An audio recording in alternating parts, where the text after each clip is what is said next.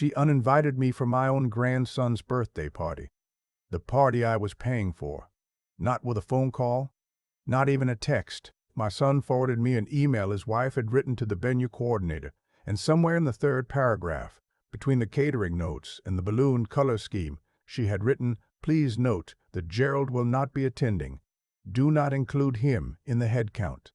Gerald." That's me. Not my father-in-law. Not my husband's father. Gerald. Like I was a vendor who'd been cut from the contract. I sat at my kitchen table and read that email 3 times. Then I put the phone face down on the table, got up, poured myself a cup of coffee, and stood at the window looking out at the backyard for a long time. The oak tree I planted the year my son was born was dropping leaves. It does that every October. I watched it drop leaves for 34 years. I'm 67 years old. I retired 2 years ago after 31 years as a structural engineer. I designed bridges, not the famous kind, not the kind that end up on postcards, but the kind that hold up under semi-trucks at 3 in the morning in rural counties that nobody thinks about until the bridge is gone. I was good at what I did because I understood load bearing. I understood which elements you could remove from a structure before the whole thing collapsed. I thought I understood my family the same way. My son's name is Derek. He's 36. He has my father's jaw and his mother's stubbornness, and for most of his life those two things balanced each other out into something I was proud of. He married Cassandra 8 years ago. She's beautiful in the way that certain things are beautiful, deliberately, carefully, and always with an audience in mind. She photographs well. She always has the right thing to say at the right moment. She runs a lifestyle account on Instagram with about 40,000 followers and describes herself in her bio as a curator of intentional living. I'm not on Instagram. I have no opinion about Instagram. But I noticed early on that when I showed up to things, holidays, dinners, their son Cooper's school events, Cassandra would find reasons to be somewhere else in the room. Not rude. Never rude. Just repositioned. Cooper is 8 now. He calls me Pop Pop, which I know sounds like a cartoon name, but I love it more than I can say. He has a gap between his 2 front teeth and he still reaches for my hand when we walk through parking lots, even though he's at the age where most kids stop doing that. He likes dinosaurs and sour candy, and he asks me questions about bridges that nobody else has ever asked me. Last spring he wanted to know if a bridge could feel the weight of the cars on it, and I told him that in a way, yes, it could, that steel has memory, that it flexes and returns, that the whole point of good engineering is designing something that can take the load without breaking. He thought about that for a minute and then said, "Like people." 8 years old. Derek and Cassandra live about 20 minutes from me in Millbrook, a suburb outside Columbus, Ohio, in a house that, and I want to be precise here, I helped them buy. Not as a gift, as a loan structured through my attorney, with the repayment schedule that Derek himself had insisted on because he wanted to do things the right way. That was the Derek I raised. The one who insisted on the paperwork even when I told him we could keep it informal. The loan was for $60,000. The down payment on a 4-bedroom colonial in a school district Cassandra had selected based on criteria I never fully understood. The neighborhood had a name, Whispering Pines, that struck me as the kind of name invented by someone who had never spent time around actual pine trees. But the school was good, and Cooper was happy there, and I kept my opinions to myself. The loan payments came in on time for the first 2 years. Then they started coming in a few weeks late. Then 1 month, not at all. And Derek called to say they'd had some unexpected expenses and could we talk about restructuring. I said yes. I didn't make it a thing. I restructured. Around that same time, Cassandra's content, Her posts, her videos, whatever you call them, started doing better. She had partnered with a few brands. There was a home decor company, a meal kit service, a line of linen bedding. She started talking about her house differently, referring to it in captions as our sanctuary and the space we've built intentionally. There were photos of the kitchen I'd helped them afford, arranged with ceramic bowls and fresh herbs, captioned with things like grateful for this life we've chosen. I don't begrudge anyone their happiness. I want to be clear about that. I just noticed that the loan payments stopped restructuring themselves back into regularity, and at a certain point I understood that the $60,000 had become, in Cassandra's internal accounting, simply part of the life they had chosen. A feature, not a debt. I didn't press it. Derek was my son. Cooper needed stability. I let it breathe. Cooper's 8th birthday was going to be at a rented event space in Millbrook, a converted warehouse that does children's parties on weekends, rock climbing wall, arcade games, pizza, the kind of place that costs more per head than most restaurants I've eaten at. Cassandra had found it, and Derek had called me, genuinely enthusiastic in the way he gets when he's excited about something, to tell me about it and to ask if I'd be willing to help cover the cost. The party was going to run about $4,000 for the full package. 30 kids, catering, the whole setup. I said yes. I said yes immediately because Cooper had asked me 3 weeks earlier if I was coming to his birthday, and I had told him absolutely, of course, wouldn't miss it for anything. He'd gotten that gap-toothed grin and told me he wanted to show me the climbing wall because he'd been practicing, and he thought he could make it to the top now. I transferred the $4,000 the following morning. 2 weeks later, Derek forwarded me that email. I read it again. Gerald will not be attending. Do not include him in the head count. I called Derek. He picked up after 4 rings, which meant he'd seen my name and taken a moment. I know my son's rhythms. Hey, Dad. I got the email you forwarded. Silence. Then, yeah, I'm really sorry about that, Cassandra thought.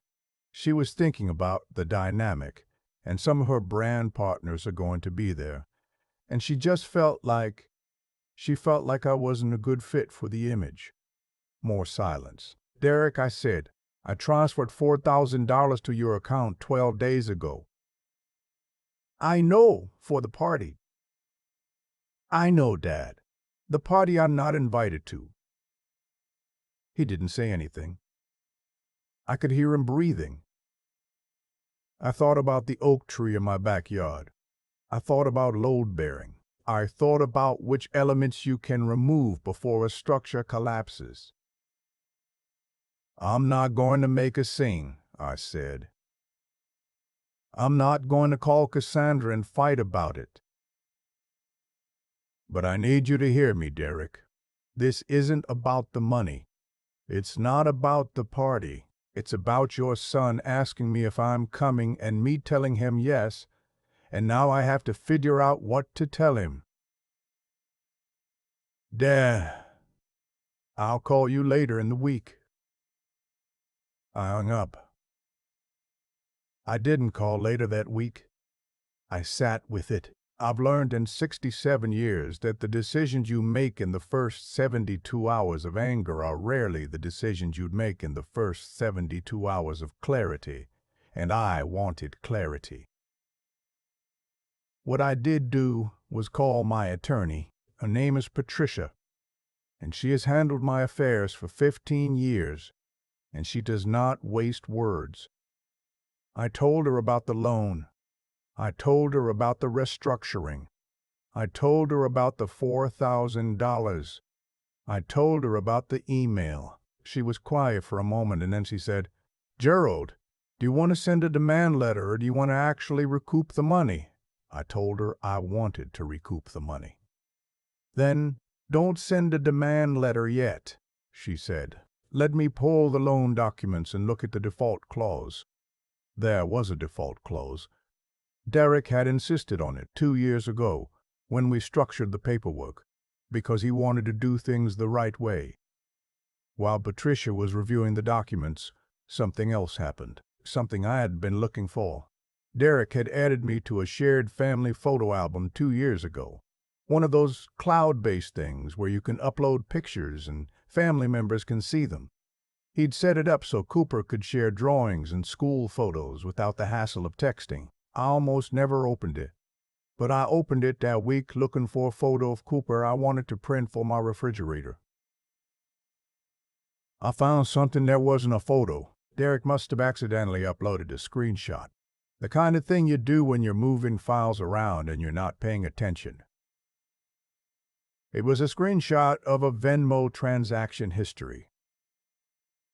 His account, and in the transaction history, running back about 14 months, were regular transfers, anywhere from $800 to $2,000 each, going out to an account labeled only with initials I didn't recognize. 14 months. Regular. Significant amounts. I'm a structural engineer. I don't jump to conclusions. I looked at the data carefully. The transfers were too consistent to be random, too regular to be casual, too large to be forgotten. I sent the screenshot to Patricia. She called me back within the hour. "Do you know whose initials those are?" I didn't. "I can find out," she said. "Do you want me to?" I told her I did. It took her 3 days. The initials belonged to a woman in Westerville. She and Derek had apparently met through a professional networking event about 2 years ago. Patricia found a trail through a small business they had jointly registered, a consulting LLC that had filed one annual report and appeared to have no clients, no revenue, and no purpose that Patricia could identify, other than the movement of money between two people who did not want that movement easily visible. I sat with that information for a long time. I'm not going to tell you what I felt. I think you already know. I have a grandson with a gap-toothed smile who asks me if bridges can feel weight. I have a son I watched take his first steps on this earth. Whatever I felt, I kept it inside, and I let it settle, and I waited until it became something I could work with instead of something that would work against me. I called Patricia back and told her to proceed. The demand letter went out on a Thursday. Formal notice of default on the loan, per the clause Derek himself had insisted on including. Full balance due within 30 days, or we would proceed to the next step outlined in the agreement. No threats, no drama, just the language we had agreed to when we signed the paperwork, because Derek had wanted to do things the right way. The same afternoon, I transferred a request to the venue coordinator. I let them know that the payment for the event had been made in error from my account and that I would need to dispute the charge. I had checked the contract. The event was still 3 weeks away, well within the cancellation and refund window. $4,000 returned to my account the following Tuesday. Derek called me that night. His voice had a quality I hadn't heard since he was 19 years old and had wrecked my car and didn't know how to tell me. "Dad, what is this?" "Which part?" "The demand letter." "The venue. They said the party reservation was canceled. The payment I made was in error," I said. I corrected it. "Cooper's birthday is still Cooper's birthday," I said. "I will take Cooper to dinner anywhere he wants to go, just the two of us. He can pick the restaurant. He can pick the activity. He gets his pop-pop, which is what he asked for in the first place. What he gets is me.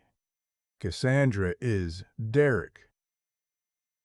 I kept my voice level. I know about Westerville. I know about the LLC. Patricia knows about it too, and that information is documented.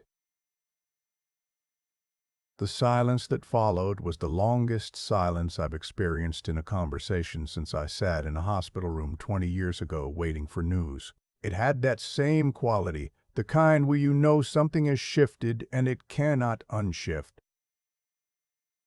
I'm not going to use that information to hurt you, I said. That is the truth. But I need you to understand that I am not a man you can exclude from a room I paid for and expect that nothing will follow. I love you. I have always loved you. I will love you for the rest of my life. And part of loving you is being honest with you right now. He didn't speak for a long time. I think, I said carefully, that you have some things to figure out. And I think you need to figure them out without my money as a cushion. Not as punishment, as reality.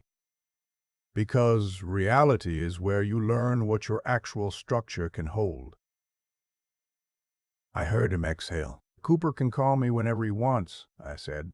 That doesn't change. But I need some time, Derek. And so do you. I hung up. The oak tree in the backyard lost the last of its leaves by the end of that week. I raked them into piles the way I always do, the way my own father showed me when I was about Cooper's age. There's something satisfying about raking leaves, the way you can take what looks like complete disorder and pull it into something orderly, one slow pass at a time. Cooper called me 4 days later. Cassandra must have bled him, or maybe he'd gotten to the phone himself. He's 8. He knows how to dial. He asked if it was true we weren't doing a big party, and I told him yes, that the plan had changed, but that I had a better idea. What's the better idea, he asked. Anything you want, I said. You pick the whole day. He picked a science museum in downtown Columbus. Then Skyline Chili, because he'd heard me talk about it. Then mini golf. Then he wanted to stop at the bridge on the way home, a pedestrian bridge over the Olentangy River, because he wanted to stand on it and think about the weight. We stood there together in the cold for about 10 minutes, watching the water move underneath. Does it feel it, Pop? He asked. The weight of us. It does, I said, but that's what it's built for. He nodded like that made complete sense. It does. If you spent your life understanding what things are built for and what they aren't, and knowing the difference between a load a structure can carry and one that will eventually bring it down. I know what I am built for. I know what I will not carry anymore. And I know that the best thing I can do for my son, the truest, hardest, most loving thing, is to let him feel the weight of his own choices without my hands underneath them. The demand letter is still active. The loan is still in default. Patricia is still watching. But on Cooper's birthday, we stood on a bridge over a cold Ohio river. And my grandson held my hand, and I was exactly where I was supposed to be. That's enough. For now, that's enough.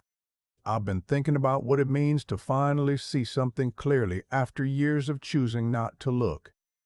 There's a version of me, the version that existed before, that Thursday afternoon. Who would have absorbed all of it quietly? The missed loan payments, the repositioning in rooms, the email that referred to me as Gerald, like a line item to be removed from a spreadsheet. That version of me had convinced himself that keeping the peace was the same thing as keeping the family. I understand now that those are two very different things, and confusing them is how you end up funding a life that has no real place for you in it. I don't think Derek is a bad person. I've never thought that, but I think he made a series of choices, small ones at first, the kind that feel manageable in the moment, and each one made the next one a little easier. That's how it works. Not a single dramatic decision to become someone different, but a slow accumulation of small surrenders to whatever was most comfortable. Cassandra wanted me out of the frame, and at some point Derek decided that maintaining his marriage was worth letting that happen. I understand the math. I just refuse to be the one who pays for it. What I've learned at 67 is that integrity is not a feeling, it's a practice. Cooper practices climbing that wall, hands over hands, finding holds, adjusting when he slips. And one day he made it to the top, not because he suddenly had the strength, but because he'd kept showing up. That's what integrity looks like. You keep showing up to it, especially when it's inconvenient, especially when the people around you are hoping you won't. I showed up. I filed the paperwork. I made the call. I told my son the truth in a calm voice on an ordinary evening, and I meant every word. And I did not say more than I needed to. That's not coldness. That's precision. I spent 30 years designing structures that would hold under pressure, and I applied the same discipline to the hardest conversation of my life. The money matters less to me than people might think. What matters is that I stopped pretending the arrangement was something it wasn't. When you keep giving to someone who has stopped seeing you as a person and started seeing you as a resource, you are not being generous. You are teaching them that there are no consequences to how they treat you. That lesson does no good for either of you. Cooper asked me if the bridge could feel the weight of us standing on it. I told him yes, and that it was built for exactly that. I think about that question more than he knows, because the real question, the one he didn't have words for yet, is whether the things we build can hold what we ask them to carry. And the honest answer is, only if they were built right. Only if the foundation is sound. I am still his pop-pop. I am still Derek's father. Those things don't change with a demand letter. But I am also a man who spent 67 years building things that last, and I know the difference between a structure worth saving and one that needs to come down before it can be rebuilt properly. We are in the coming down part. I genuinely hope, that what comes after is stronger.